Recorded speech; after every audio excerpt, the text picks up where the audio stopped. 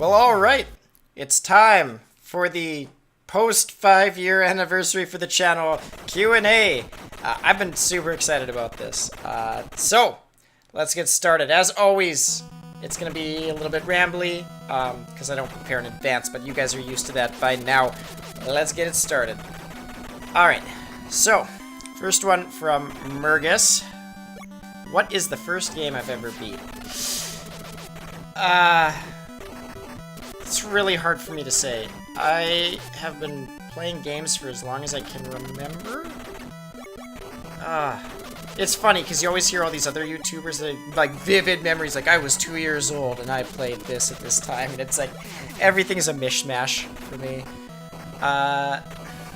If I had to pick one, the one that sticks out most in my mind is probably Star Tropics 2. And I beat the hell out of that. I beat that... Oh, God. If I could go boot up my cartridge right now, I used to name my save files with a number at the end to keep track of how many times I'd beaten it. I think I was on, like, number 8. I really like Star Tropics 2. Oh, what a great game. But if it wasn't Star Tropics 2, it might have been Super Mario Bros. 3. Playing it with my brother, we co-opted that. Marathon, leave the console on for, like, 2 days, and we went through every level. That was a blast. Oh, I'll never forget that. So, yeah, it's probably one of those two. There might be some miscellaneous DOS PC game before that. Okay. A game I played a lot during my childhood, also from Mergus. A game I played a lot during my childhood, but to this day have yet to complete. Oh boy, there's a lot of them. I've knocked quite a few off the list in more recent years, because I've kind of gone back to face those demons, but, like, I've beaten the original Legend of Zelda, and the first Super Mario Brothers, and Star Tropics 1, but to this day, there's a few that come to mind. I don't think I can list just one.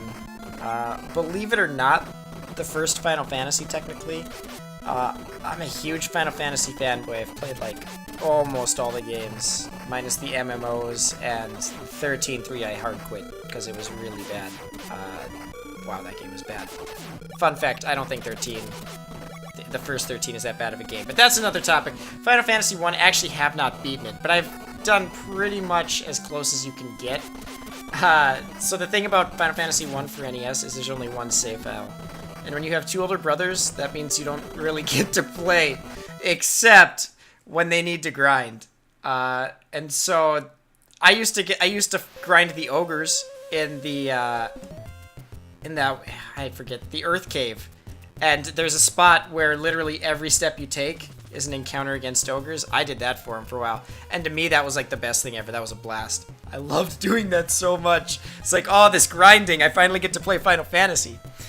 And so I basically did as close as you can do without beating the game, because I was there for when my brothers beat Chaos, and it was like, he's disintegrating, and we're all like, oh my god, oh, it's amazing. I've gone back in later years, and I always make it pretty far, but usually when I get to, like, the volcano, and there's the fire tiles that just damage you, and there's nothing you can do about it, that's usually when I lose heart, because the first Final Fantasy is a great game, but it's really hard to go back to. I shouldn't say it's really hard to go back to, but there's a lot of things. You gotta be ready to grind, and my propensity to grind, as you guys know, has faltered. Let's see, what else? Zelda 2. I love Zelda 2. Never beat it. That game, anyone who's played it, that game is hard. Never made it past Volvagia, because that fight is kind of bullshit. You just fly back and fall into the fire into instant death, and then you gotta run all the way back. Oh. But I love it. It's a great game. It has a few glaring flaws. Lufia 2. This is a game that I should have beaten by now.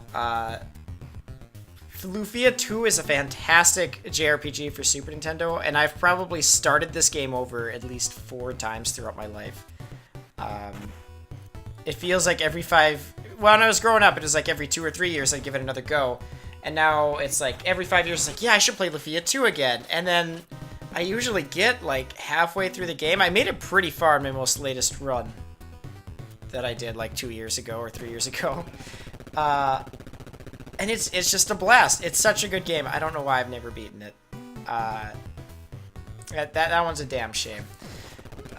What else? I know there's some others. Warcraft 1. I played a lot of. Never beat it. That game is hard. Same with StarCraft 1, actually. Never beat the campaign. In fact, I beat the Terran campaign, and that final mission was so hard I lost heart to start over at the next race. But it's a blast. I should really go back and beat that sometime. Quest 64. Quest 64 is an interesting one.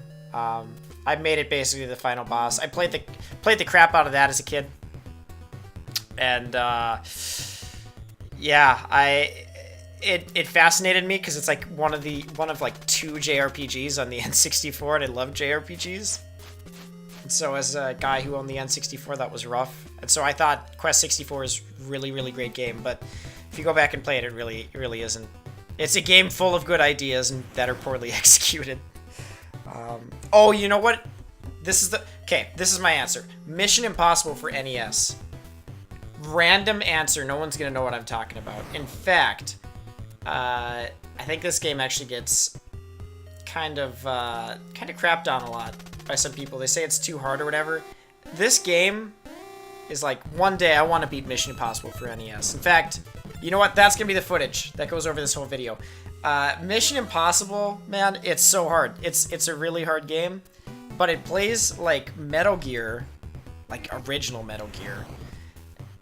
And it was made by, it was like my first experience with the Ultra name, which, as we all now know, is just Konami to get around Nintendo's weird licensing things. But it's a brutal game, and it has a lot of like pitfalls. First of all, it's my favorite game to show other people, because no one's ever heard of this game, and so you pop it in, and I'm just waiting for it because there's 2 things that are going to happen in this game. First 2 things you do: beginner's death traps, 100% just slaughters you. First, they're going to walk down the street and they're going to be like, all right, I got this. And you're beep beep, instant death. Gets them every time. Step 2. There is the fact that, and this is, none of the other parts of the game are like this. They just do this for the first level just to screw with you because, you know, NES. And there's like people walking around, and this is NES logic. So you're like, that thing is moving, attack it. And so you attack it, insta-kill, because you just harmed a civilian. So now you're down to your last guy, and chances are you didn't even know you could switch between your guys, and you don't even know this yet, but you're already screwed because you let the computer hacker die, and he's like mandatory, but the game doesn't tell you that. They let you keep going because the game's an asshole like that. But you know what? I love it. I'd love to beat that game sometime. Yeah, I'm definitely playing that right after this video, and that'll be the footage. Man. Okay. That one went on for a while, but that's kind of the point of this Q&A. I just like, it's fun to talk about these things. How do I select which game to delve into next? So is this talking about LPs or in general? In general, I just look at trailers. For new games, I look at trailers, I look at reviews. I listen to what my friends have to say about it. Because really, I mean, it's if your friends like it and they can tell you. That's why I always kind of structure my reviews as if a friend. I mean, see, it makes it sound awful and unprepared, but it's kind of like if you asked your friend, "Hey, what'd you think of this game? Was it fun?" I always think that's a better answer to judge whether you should get a game or not, because anyone, you can go to any professional review site and, they'll give you a score, but a score doesn't tell you anything if, it's interesting to you or not. So yeah, I look at gameplay, I look at trailers. I don't look trailers super hard, and I just info for my friends. Now, as far as what game to delve into for LPing, there's a lot of factors. I probably think way harder about it than I should. I used to think I should do everything blind, because I didn't think I'd be able to make it interesting if I already knew what was happening. But clearly, you guys are enjoying Chrono Trigger a lot, so that broke that chain. So now there's a lot more games that open up to me. But for the most part, I still want to do a lot of blind LPs. It's tough. There's certain genres I've shied away from in the past, like JRPGs, because I thought that they'd just be boring, but I'm finding out that you guys like seeing a lot of different things. So it's mostly, do I think it's feasible to beat? How long is it going to take to beat for an LP? For example, I grossly misjudged Jagged Alliance 2. Holy crap, that was a year. Don't get me wrong, I loved it, and funnily enough, for it being a super long LP that stretched on forever, I think it's my most watched one to date by far, and most Murgis and all these other people jumped on because of Jagged Alliance 2. So it's crazy, and I had a blast doing it, but sometimes, you know, boy, that's a long time. So I try and think about length, and I just try and think about the in general, how much will I have to say about this game, or how interesting is it both to me and to someone watching it, because it's got to interest me, and I think that's why I like the blind stuff a lot, because it allows me to experience new things, and I like the strategy games. You never know what's gonna happen, and that's why those have been really fun. And like something like Banner Saga, it's something completely different. So I just try and find games that I think will be entertaining, I guess, for everyone involved, me and the people watching. So when I play games by myself, what is, and in parentheses, as in not recording or not doing an LP, what's my completion rate? Are we talking like beating the game, or like 100%ing it? 100%ing is something I used to do a lot of. I used to do a ton of, because back in the day, you didn't really, I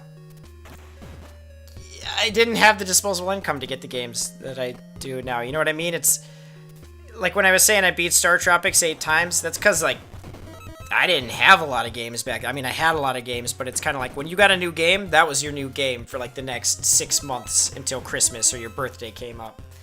And so, yeah, I used to be really adamant about, you know, back in high school and before that, I would try and do as much as possible. I used to care about achievements a lot. I would try and get all the achievements in the game. That was something really fun to me, but nowadays, I just don't have the time for it.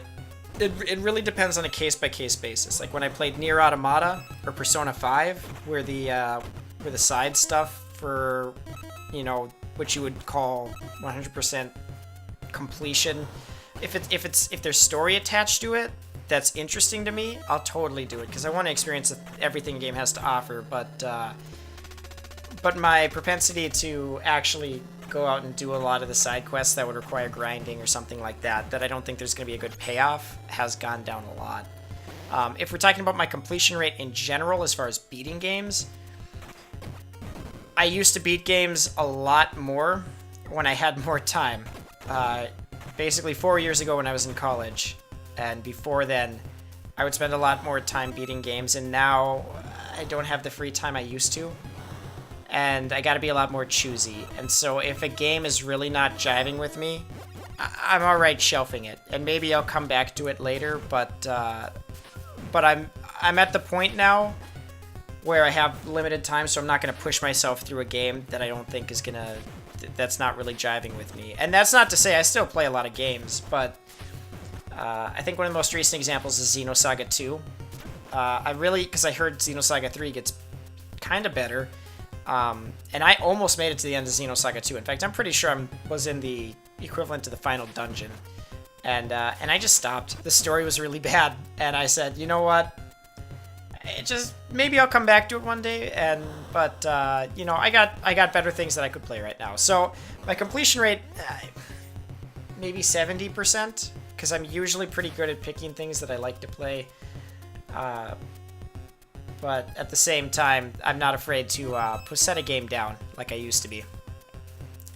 And then finally, which city do I live in? This might delve into that personal. Let me think. Tell you what, I'll tell you that I live in North Dakota in the United States. And I'll tell you the last city I used to live in. And you guys will find this freaking hilarious because it's completely irrelevant. I lived in a city called Minot, which is hilarious because I lived there for about a year, and then I realized, wow, that's like half of Minotaur. Like, more than half. That's more than halfway to a Minotaur. Okay. And I think the high school mascot was the Minotauros. Fun fact, though, that's not why I picked MinotaurZombie at all. It just happened. I moved to that city, and it just happened to be that. I didn't even realize it until I was there for like a year. So, yeah, I'll tell you, I live in North Dakota. It's in the middle of nowhere. But I love it. It's great. We get a lot of snow. So, thank you so much for the questions, Murgus. It has been absolutely fantastic to have you along on these videos. You always have fantastic comments. It's a blast seeing what you have to write every time. Next up, we have Eva Teeter Jane from the Jagged Alliance. Also, see, all these commenters, most of them came from Jagged Alliance, which I love. So, how old am I? Mid-20s. I won't give an exact answer. Mid-20s to late 20s. What motivation did I have to start a YouTube channel? To be honest with you, it was a few factors. I think it was... I got really into watching YouTube videos about video games and just learning about video game history back in high school. And so these were like the early days of YouTube, and some of my favorite channels back then were Vintage Video Game Geek, who's been a little bit more active lately. He's a fantastic guy. In fact, fun fact, I got to be on a podcast with him about a year ago for Nier on the Cartridge Club, and that was super cool to me, because I didn't tell him this, but he was like one of my big inspirations for YouTube, and one of my favorite YouTubers when I started watching everything. So that was like super cool to actually just talk with him. Let's see, but yeah, I just started learning a lot about video games that way. I would go to Wikipedia articles and just read about old systems. I loved it so much. And so as I got into college, I got into college in my freshman year. I didn't take any video games with because my parents really didn't let me. Although that changed that changed the second semester when I brought Warcraft 3. There's a lot of video games then. But anyway, I was shy. I didn't make a lot of friends, and so watching Let's Plays like really helped me out that first freshman year. Because when everyone else was out partying at night or whatever, I would still have something that I could watch and enjoy myself with. And so it was like, I don't remember exactly when I started, maybe my summer of my sophomore year, but I just kind of wanted to entertain people, I guess. And it gotten to the point, I mean, I love video games so much. It's like a hobby, it's a passion. And I just wanted to entertain people the same way I was entertained during that time, I guess. And also part of it was bored, and I just wanted something to do because I didn't have a lot to do that summer. I had a part-time job that I worked 40 hours a week, but when I wasn't doing that, this was a great way to do it. And I just had a blast just doing that. And thank God there was people like Kravdra and a few people that commented early on to keep me going, because I think if you don't have any feedback or comments at all, it's really tough to keep going.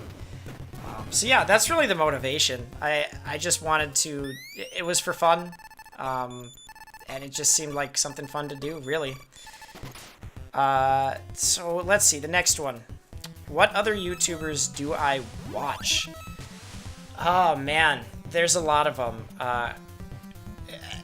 Currently, and I completely forgot to tell you the motivation, the LPers I watched. They still do them today. Halloween 4545, absolutely fantastic LPer. His System Shock 2 LP is I think that's one of the first ones I ever watched, and it was fantastic. It's also why I kind of shy away from maybe doing a System Shock 2 LP, because I know it won't be as good as his. And then Kikaskia. I watched a lot of his LPs. He does a lot of older DOS games and stuff like that. And I actually didn't know about XCOM, the old XCOM games, until watching his LPs. And so I took a lot of inspiration from both of those guys. Great LPers. If you guys haven't checked them out, you totally should. They have some good stuff. But as far as other YouTubers I watch, I unfortunately just don't have the time I used to watch LPs. which I realize is something really dumb to say when I make LPs myself, but I unfortunately just don't really have the time to watch any others. Mostly because when I make them, that's like that takes up like half my night alone. But the ones I watch the most, I like Ashen's when he does actual video game stuff or technology stuff. Lazy Game Reviews has been one of my favorites recently. I found him maybe 6 months ago or so, and I just absolutely love his reviews on old DOS games and PC games and that sort of stuff. Pro Jared is absolutely fantastic when he puts stuff out. It's usually pretty slow for him, but when he does, he has really funny stuff.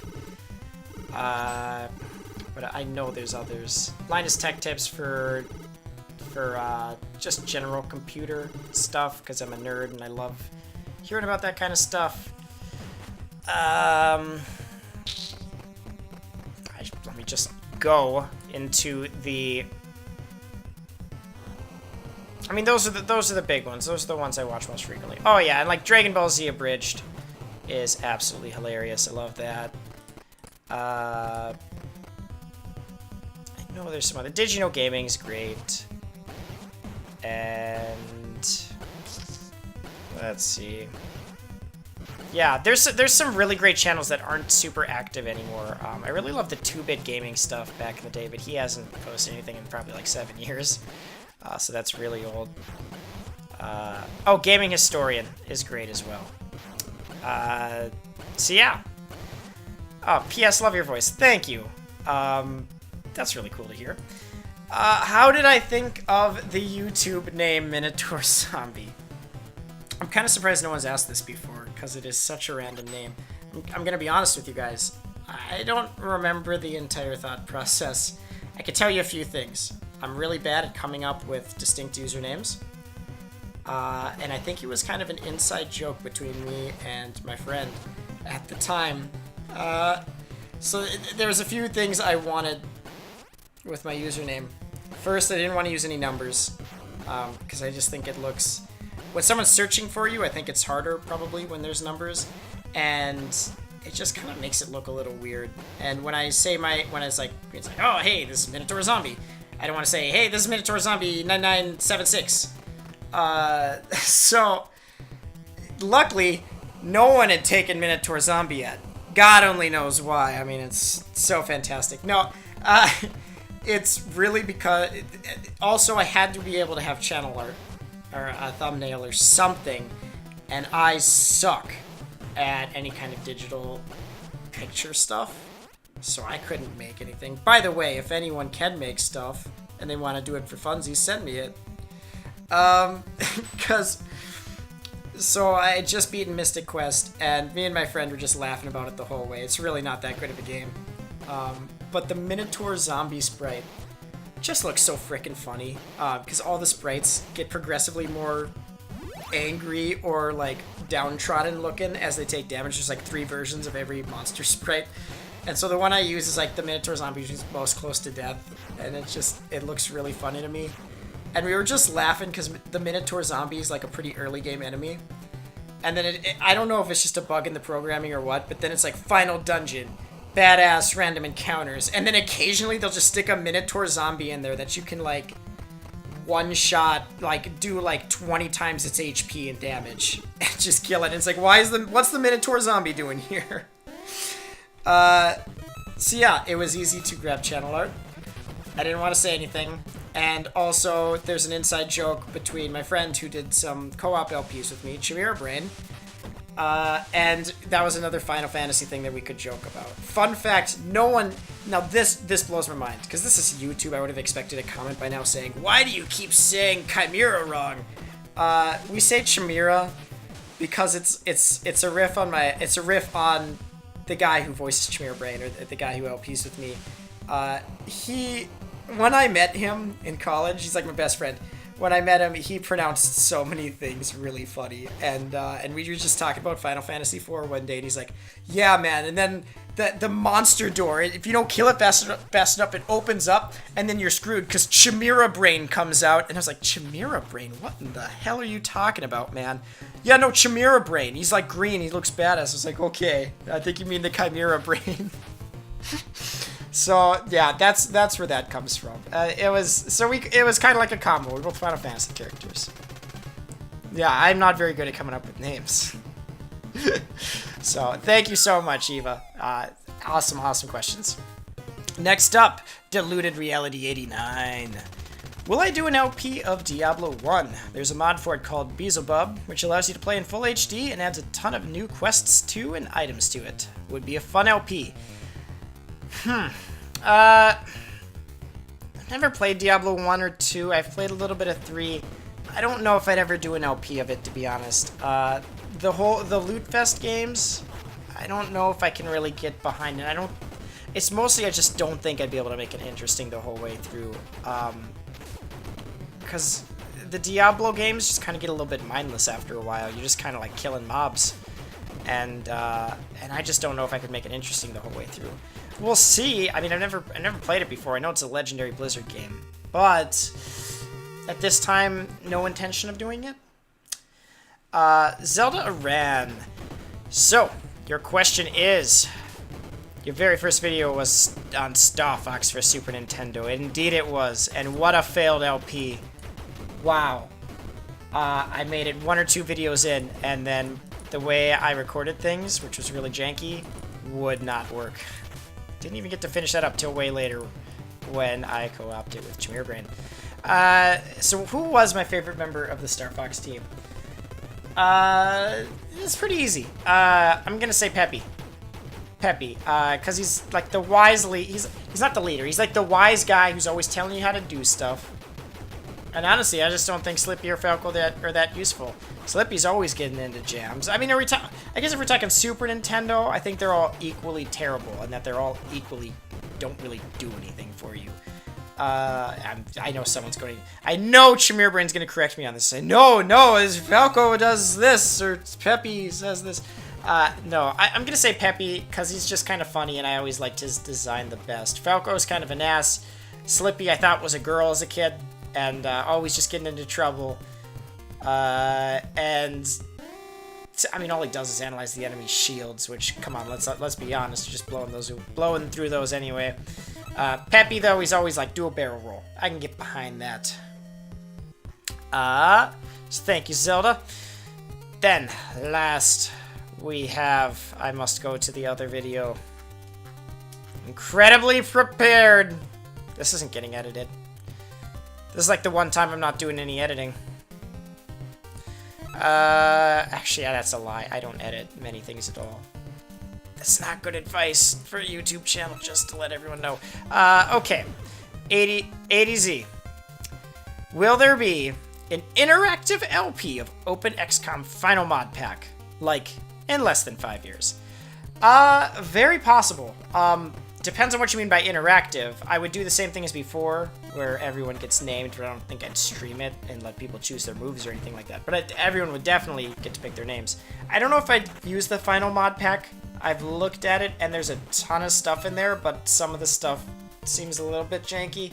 But if I were to do old XCOM again, it would absolutely be with Open XCOM. Now that I've experienced it, and it's an official release, there's no reason to go back and play XCOM Enemy Unknown, XCOM UFO Defense. There's no reason to go play the base game that's not Open XCOMified, because Open XCOM keeps everything very faithful to the original DOS game, but the convenience of life features are off the charts. It's the best way to play, and so if I went back and did it, that's totally how I'd do it. Or another LP of XCOM 2, as there were some expansions and much mods. Another XCOM 2 LP is actually something I have been toying around with. For those of you who pay attention to the new games, there is going to be a big new DLC for XCOM 2 that comes out later this month, I believe, titled The Enemies Are Among Us. That's not right. I'm thinking of Enemy Within. The Enemies Are Among Us. Alien Challenge, Alien Wars. It's something like that, and I'm really hoping if it's what XCOM Enemy Within was to XCOM Enemy Unknown, then it totally might be worth doing another LP on. I haven't decided yet, but totally something that could be a thing. A suggestion, if you haven't played it, Deus Ex Human Revolution. I have played it, but Jensen never asked for that, and so I don't know if I would LP it. What is my experience with tabletop RPGs as for now? Well, I just got back from playing D&D 5th edition earlier today. My experience is basically limited to D&D 3.5 and 5th edition, which I have played the shit out of over the last year. I have so many games running right now, it's actually probably too many. I have a game going with some friends online, that's 3.5, and now, since I moved, I have done 2 sessions of 5th edition with my cousin and his friends, which has just been a blast. I've had so much fun. D&D in person is fantastic, and it's a great group of people to play with. It's just a ton of fun. I'm so glad they let me join that. And so now, my other friend has started his own campaign in 3.5, and I'm playing that. And now there's going to be a 4th game that another friend is doing, and I think I'm going to play that too. So I have a lot of D&D, but that's my only experience with tabletop RPGs. I can tell you, the things that got me interested in tabletop RPGs were listening to other people play them online, and everyone's thinking right now like, oh yeah, I watch Critical Role as well, and it's like, no, I actually don't watch Critical Role. This was before Critical Role. This is actually the YouTubers I talked about earlier, Kakaskia and Halloween and Klaika. They played like a Call of Cthulhu one, which was super entertaining, and they also played like this Paranoia one, which was just off the wall bananas, and that was really funny as well. So that's really what got me into them in the first place, is listening to those. So yeah, best anime ever in my opinion. Holy crap! Really? You're gonna throw this one on me? This is so hard to choose. I'm gonna have to go with my default answer. It's kind of like when someone asks me what my favorite video game is, and it's like there's so many choices, so I just say Chrono Trigger because it's, you know, one of the most memorable ones for me. I'm gonna say Clanad. Clanad is the one that got me interested in anime back in college. I watched that. At first it was Angel Beats, which was pretty good, and then I watched Clanad and I was like, whoa, the feels. But some of the other animes I absolutely enjoy. Code Geass is great. Cowboy Bebop. Spice and Wolf is fantastic. I mean, Dragon Ball Z, but everyone loves Dragon Ball Z. Who doesn't love Dragon Ball Z?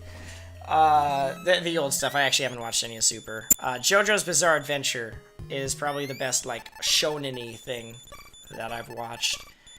And I know there's others, but I can't think of them right now. But those are some of the best. Those are like the greats that really stick out in my mind. So I think that is the last question from A to Z, and I think that wraps up all the questions in general. I hope you guys super enjoyed this. This was fun to talk about this. And maybe I'll do another one in the future sometime. Maybe like for the next channel anniversary or something like that. Probably not 5 years from now. But, you know, in the future. So thank you guys so much for sticking with me through this this long wait of me moving and all of that. And hopefully I can get some videos recorded soon. And thank you so much for the questions. It's been a wild ride, and I love it. Thank you guys so much. Later, everyone.